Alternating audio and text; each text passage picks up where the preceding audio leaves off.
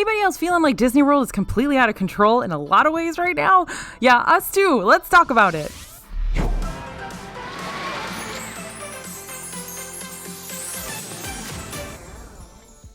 Today, I'm putting these Disney World stressors on the interrogation stand to expose them once and for all for how out of control they've really become. And then we're going to figure out how to cope with them together. Okay, sorry, we're not easing into this list. We're going to hit the ground running with those increasing prices. So according to our friends over at allears.net, general admission for park tickets to Magic Kingdom back in 1971 was $3.50 for adults and $1 for children. $1. Now, that was just the baseline price, of course. You also had to add in prices for each attraction too, which ranged from 10 cents to a whopping 90 cents per ride.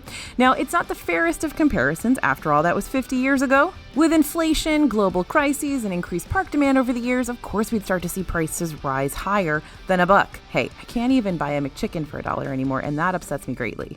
But Disney World prices are taking a more consistent climb upwards nowadays, to a point where some guests just can't rationalize paying as much as Disney asks you to pay for a week-long trip. What's even more upsetting to many is how Disney started charging for previously free perks like transportation to and from the Orlando International Airport, basic Magic Bands with your hotel reservation, fast passes, and several other expenses that we took for granted not too long ago. An estimated budget for a regular trip to Disney World these days that had a 5-night value resort room, 4 single-day park tickets, and a budget for meals, mostly made of quick services, averages to about $3,600, and that's not including anything extra like souvenirs, snacks, even drinks other than complimentary cups of water. But if demand for the parks really is as high as Disney says it is, and will continue to be, it's hard to imagine that we'll see a whole lot of relief in these prices, especially around those peak season times.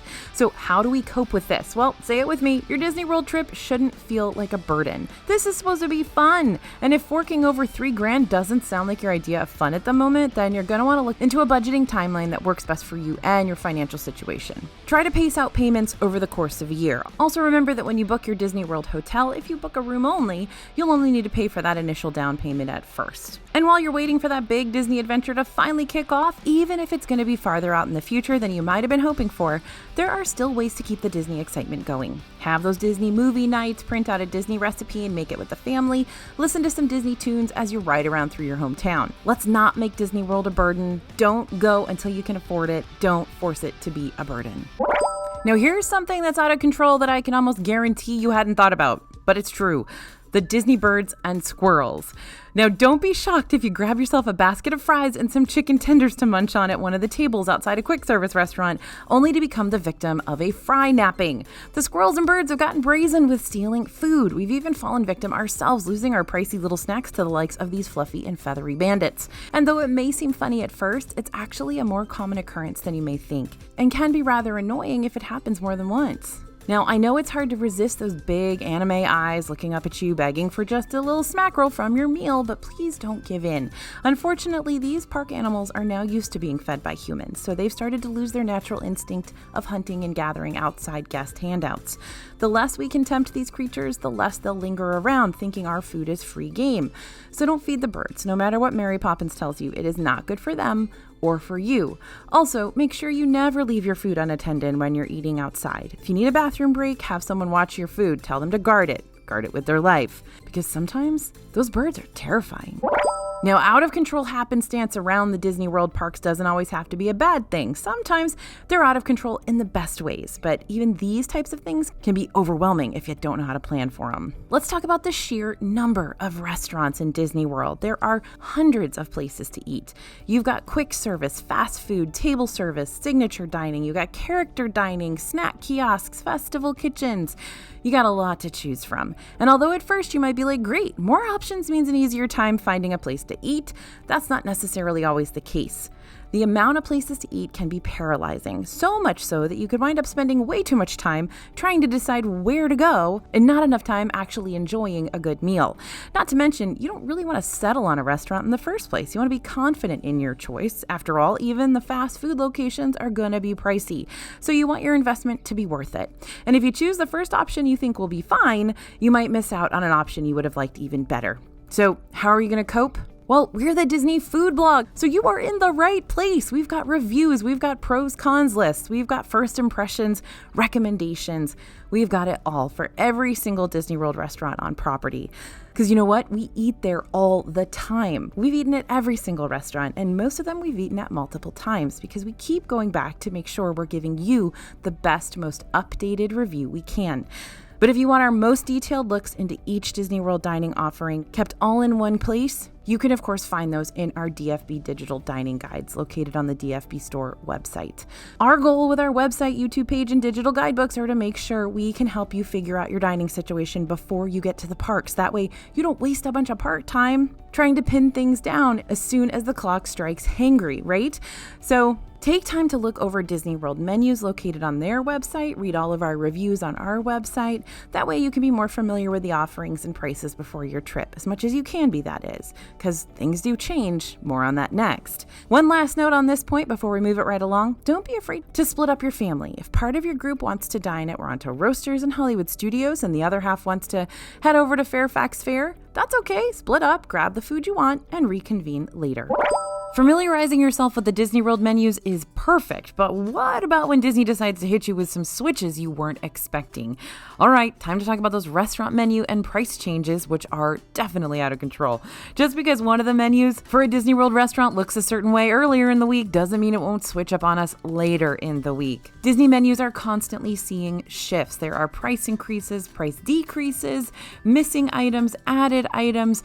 Basically, the reason why they do this could be based on circumstances out of their control, like maybe a particular ingredient isn't available in the quantities needed. Maybe a price on an ingredient has changed and that would put the price tag for the item above and beyond what people are willing to pay. There's lots of reasons Disney doesn't have control over that will require them to change things on the menus, but they also change stuff on the menus because they think something will sell a little bit better, something isn't selling, so it's going off the menu. Maybe a new chef comes in and he wants to put his stamp on everything. Oh, and another one that they don't have control over really is just the seasonal ins and outs of food items. So for certain fish items, they're only available and sustainable during certain times of the year. Same thing with fruit and vegetables. If something's in season and it's got a great market price, then of course you're going to buy that and suddenly there's going to be a bunch of strawberries on the menu. And then in December, there's not going to be a bunch of strawberries on the menu. So things change based on all of those variables. And what that results in is very, very, very shifting menus at the Disney World restaurants. Now, less expensive restaurants of fast food places, those are going to tend to be pretty stable menus. You're only going to see changes in those a couple times a year, if that. The moderately priced table service restaurants, you're going to see changes about twice a year, maybe a few here and there in between, but those are going to be the big menu overhauls. Now, signature restaurants, those are going to change potentially weekly. They don't as much anymore, but if those restaurants are market inspired, that means that specials on those menus are going to change out pretty regularly. So here's an example of a few menu changes we saw this past July just for Magic Kingdom. Pecos Bill Tall Tale Inn and Cafe added a walking taco to their lineup, which is basically just Frito pie, which is awesome. Gaston's Tavern added a Joffrey's Cold Brew French roast to their lineup so guests could have more caffeine options alongside their giant cinnamon rolls. Skipper Canteen removed the Perkins Thai noodles from their menu, as well as Senegal Sal's short rib, but in their place, they added the Baba lamb chops and Skipper Dan's Dan Dan noodles. So you can see these changes happen pretty regularly, and if you were planning on getting a specific item at a restaurant, these could surprise you and mess with your plans. Now, price increases can also be surprises for you as well. Mama Melrose at Disney's Hollywood Studios had lots of entrees with price increases recently. Yak and Yeti in Animal Kingdom saw a lot of price increases, bumping appetizers, entrees, and shareables up by a couple bucks or more. And that's just scratching the surface. What you see on the menus one month at Disney World can be very, very different when you're there. So here's how you're going to cope. You already have a head start by watching our videos and following along with us here at Disney Food Blog. No joke, we are in the parks every single day. We check every single physical menu and digital menu multiple times a week. We publish all of the menu changes weekly on Disney Food Blog, and that article goes right into our newsletter along with all the others. So that's how you cope. You let us do the digging and the codifying for you, and just check that blog post each week to see if there's anything you need to update or change in your itinerary. January. It's also important to over budget for your dining expenses because $1 to $2 increases may not seem like a lot for one item, but when several of the food items are impacted by these increases, which happens once or twice a year, usually in the fall and the spring, $1 to $2 more for everything quickly adds up. So make sure you've got some wiggle room in your budget just in case you wind up spending a little more than you were expecting on food.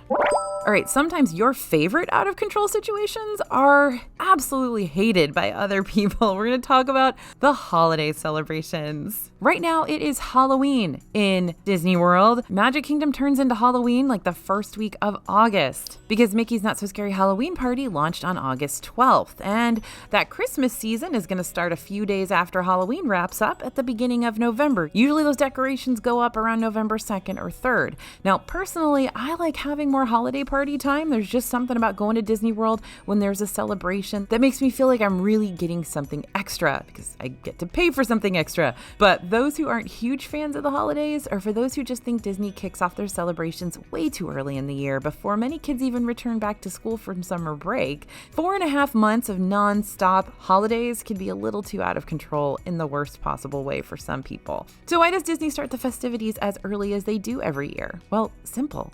They sell. Disney World has slowly moved the celebration dates earlier and earlier over the past 10 years so that more and more people get the chance to experience the seasonal overlay in the parks. And since Disney World isn't primarily a locals park like Disneyland is, it's visited by guests from around the world regularly, and Disney wants to be sure that anyone visiting, regardless of how close their trip is to Halloween or Christmas, they have the opportunity to purchase an appropriately themed Spirit jersey or Cake Pop or After Hours party ticket. And I'll be honest, based on our Instagram comment responses, there are a lot of people who, even though they're going in August or even though they're going in early November, they are very excited to go to the party. They're very excited to experience the holiday in Disney World, even if the holiday is 2 months away. And like I said, I feel the same way. I think it's really fun to go to Disney World when it has a special celebration going on. But if that's not your vibe, here's how to cope. Disney does like their celebrations, but there are certain times during the year when all is calm. January and February can be good times to visit if you don't want all the holiday fuss, as long as you're not timing your trip during the Run Disney events or during Valentine's Day weekend. And there are 2 Run Disney weekends you're going to want to plan around. Walt Disney World Marathon Weekend is July 4th to the 8th, and Disney Princess Half Marathon Weekend happens February 23rd to 26th. As far as the rest of the year is concerned, if there's not a holiday being celebrated, there's a good chance you may wind up hitting the parks during a crowded season. March and April tend to see spring break crowds, while the end of May and throughout the rest of July welcomes those summer vacationers. But here's the thing, though Disney World definitely likes to go all out with their holidays, you don't have to partake in them if you don't want to. Honestly, Magic Kingdom is the only park of the 4 that really goes all out with the Halloween celebrations, and the majority of said celebrations happen when you purchase a separate after-hours ticket. And yeah, Christmas tends to be a little more prominent, but again, you can still experience the same Disney shenanigans without forcing yourself into that holiday cheer. At Epcot, it can be a little more difficult, with Festival of the Holidays being a big part of the World Showcase during that time of year, but even then, the Mexico Pavilion margaritas pour the same, the Caramel Kusha caramel corn in the Germany Pavilion tastes the same, and the Remy's Ratatouille Adventure Dark Ride still shrinks you down to the size of a rat the same way it always has. And for those of you who are like, yes, bring on the holidays, then good news. The earlier in the season you can book those after-hours party tickets, the cheaper the prices. Though we definitely passed the cheap price tickets for the Halloween season already, there's still time to grab cheaper Christmas party tickets for Mickey's Very Merry Christmas Party if you book them soon. Heads up, there are a lot of Disney World changes featured in today's video, so we're going to keep with the trend here and talk about something that really gets under guests' skin. And that is messing with your nostalgia, with your core memories. Disney's motto has never been, if it ain't broke, don't fix it. Changes happen in and around the parks all the time, even when guests argue that there was nothing wrong with it in the first place. So what recent changes have sent guests and longtime fans of the parks into a tizzy?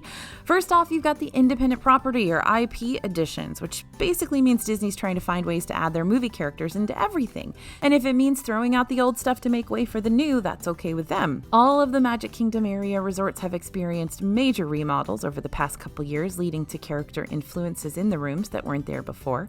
Disney's Polynesian Village Resort now has Moana and Friends influencing the floral and tropical decor, which people seem to really like.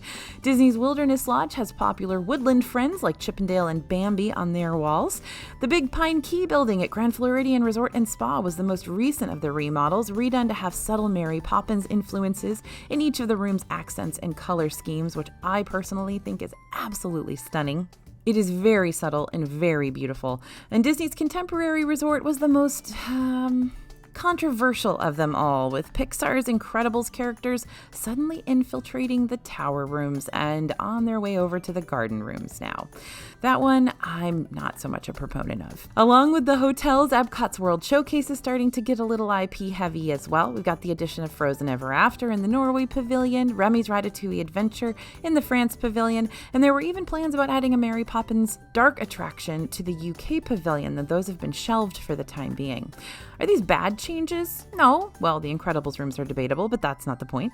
Even though many guests actually love seeing these characters pop up in unexpected places, a concept you're going to need to put in your back pocket for later, many other guests feel like Disney's going a little IP happy, taking away from the original intentions of the design work. But additional IPs aren't the only major switcheroos going on around here. For the 50th anniversary celebration, Disney repainted our traditional white and blue Cinderella castle and made it pink and blue instead, very reminiscent of Sleeping Beauty's castle over on the West Coast in Disneyland. And just recently, Disney went and tore down that old Tower of Terror sign advertising Disney's Hollywood Studios that used to jut out from the median of World Drive without even asking us if that was cool or not. Some of you are probably like, okay, it was just a sign. But to Disney people, it was nostalgia, another lingering part of the old MGM studios gone forever. Okay, let me pull it back to the main point here. Otherwise, I'm going to start getting into all those divisive changes that have happened throughout Disney World history, and we are not writing a novel. The point is, Disney World is many guests' happy magical escape. It reminds them of their childhood, it reminds them of special memories, it reminds them of pixie dust in Neverland and believing they can fly. So when Disney gets a little too excited with all their major renovations, longtime park fans may feel as if they are under attack. Now something that once felt preserved in time is gone, and we lose our favorite rides, our favorite murals, even our favorite advertisement billboards.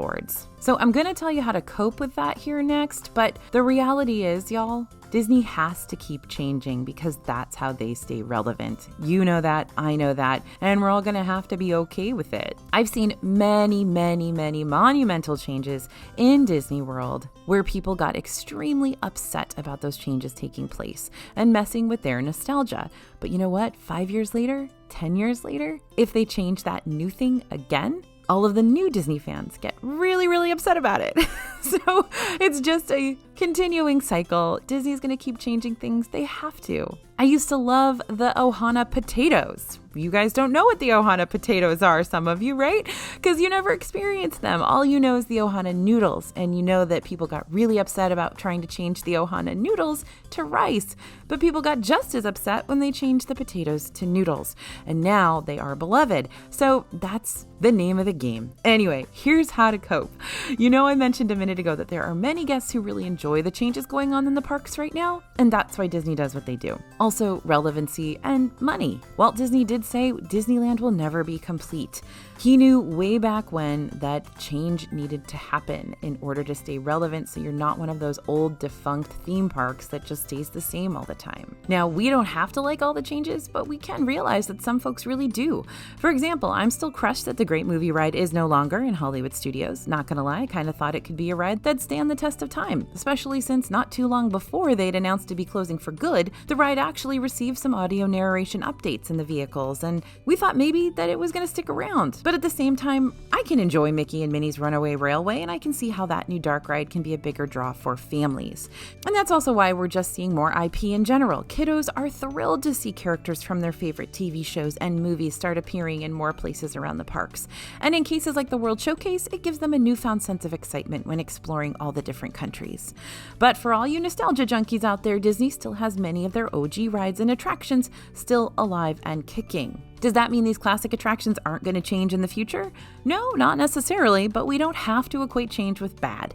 Soon we'll be able to ride on a high-speed light cycle when Tron Light Cycle Run finally opens in Magic Kingdom, and not too long ago we got to take our first backwards launch into space while listening to some retro tunes during Guardians of the Galaxy Cosmic Rewind over at Epcot. Design changes and park additions don't have to automatically be a negative thing. Give them a shot. But if you ever want to learn more about why certain decisions are made in each of the parks and how much Imagineering went into projects both new and old, then there are those audio tales options on Genie Plus.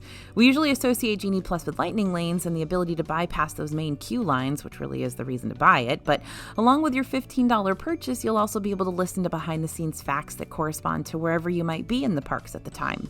When you're scrolling through your plans, you'll see recommended audio tales pop up, along with suggested start times to help time the tour along with your itinerary. Okay, but since we're already talking about Genie Plus, let's get into the not-so-nice parts of it, because sometimes I feel that system's just messing with us. The next thing that's out of control in Disney World is changing Genie Plus literally every 5 seconds. Okay, not literally, but it feels like that. Since its launch last year, Disney Genie Plus has experienced so many rule changes. We went from being able to tack on Genie Plus before our trip to only being able to purchase it the day of our visit. We went from knowing exactly which rides we could grab Lightning Lane reservations for and which required a separate a la carte purchase, to Disney being like, JK, LOL, we're changing those, but only temporarily, but maybe not. It just depends. And now we've got to change when it comes to park hopping with Genie Plus. Currently, you can't make any Lightning Lane reservations for your second park of the day until those return times for the rides in the second park hit 2 p.m. or later, and that could happen at any time. So you just gotta babysit your phone all day until those times come up. Just when we think we've learned the ways of the Genie, Disney throws us another rule we've got to memorize. It's like playing freeze tag with a kid who makes things up as they go. That kid's so annoying. All right, here's how to cope. I promise I'm on your side with all this because, yeah, paying a good chunk of money for the Lightning Lane privileges only to learn that your plan of attack has to be completely changed is very frustrating. I have experienced it myself in the parks. Planning a Disney World vacation is hard enough without all the hoops to jump through while you're there. But just to walk in Disney's shoes for a bit, they're still trying to figure out the system and how it's best going to benefit the greatest amount of people. They changed how soon we can purchase Genie Plus for a trip because the old system could get tricky and you might have ended up paying for Genie Plus every day of your trip even if you didn't want to. They changed previous a la carte rides into Lightning Lane selections available on the regular Genie Plus lineup to bring more options to your $15 purchase, and will continue to make changes like this as more and more new rides enter the Disney scene and as attraction demand fluctuates. And as far as the park hopping Genie Plus reservations go, Disney's trying to even the playing field so that all Lightning Lane reservations are more spaced out among guests. But that doesn't mean it isn't downright draining to open our My Disney Experience app and see yet another change taking place. So stick with us here because we're riding through these waves of confusion too and testing them out firsthand so you know what to expect before your trip. It's also a good idea to check out the free version of Disney Genie, and you can familiarize yourself with those offerings ahead of time too. You'll be able to find that all on your My Disney Experience app. Once you learn more about what the free system can offer you, like customized itineraries and dining tip boards and forecasted wait times, then you can start studying up on the paid portions of the system. And you know we've got all of it here for you. We've got videos about Disney Genie Plus. We are writing blog posts with every single solitary change. Those go in our newsletters, another good reason to go ahead and subscribe to our free newsletter so you get all of that information as soon as it comes out. We're on top of it, y'all. We're figuring it out. So please stick with us. We got you covered. Okay, this next point has felt so out of control for so long, and now Disney's CEO is commenting on the situation at hand too. Let's talk about navigating crowd levels. When January and February came and went this year, it felt off. These months were supposed to be Disney World's downtime, and yet we were swimming through a sea of crowds every day with no down season in sight. Come to find out, most of these travelers were the product of stir-crazy guests who'd had their previous vacations canceled or postponed by the 2020 pandemic. I bet we were all a part of that. And that's why there were so many folks in the parks this year. But is there ever going to come a time where down seasons and peak seasons are easier to differentiate again? In Disney's third quarter earnings call at the beginning of August, yep, we pay attention to those too, Bob Chapek mentioned that current crowd levels might become the norm thanks to the Park Pass reservation system that's been in place. Park Pass reservations allow Disney to spread out demand, quote unquote, while also keeping track of what the park's attendance numbers are going to look like months in advance. And in the words of Chapek, there's nothing in the future indicating anything to the contrary of what we've seen in terms of guest demand for the theme parks. Meaning, get out your floaties and swimwear, folks, because we're going to have to do a whole lot of crowd surfing out there. So how are we going to cope with this? As we make our way into what's been historically known as one of Disney's down seasons, aka late August and September, odds are that the parks still won't be as busy as we've seen them throughout the summer or during major holidays. In the same way, crowd levels might diminish a bit when kids are going back to school, but there are still a lot of lingering crowds filling the parks, occupying queue lines and snatching up dining reservations before we get the chance to even blink their direction. That means you still gotta plan early. Make Park Pass reservations early, make hotel reservations early, make advanced dining reservations early. They release 60 days before the start of your vacation. Use the My Disney Experience app also to study up on forecasted wait times in the parks, and that way you know which rides you'll need to prioritize and which rides shouldn't have as bad of waits during the day. Most importantly, don't panic. Just because crowd levels will possibly remain pretty steady for a while, that doesn't mean you're never going to have fun in Disney again. It just means extra planning to make things go more smoothly during your visit. And another thing that's out of control in Disney World, and really, let's be honest, has always been out of control, love bug season. Sorry, it's something we sometimes have to talk about. We don't talk about it a lot here on the channel, but if we don't talk about it, you might be surprised, an unhappy surprise. So around early May and toward the end of August, we enter a time frame in the South infamously known as love bug season. Now, love bugs don't sting or bite or itch. They're just wanting to find a partner. And so they flood the area in swarms. They splatter across your car windshield. They fly into your face. They get all up in your business, and they're just a nuisance to deal with while you're trying to have a happy day in Disney World.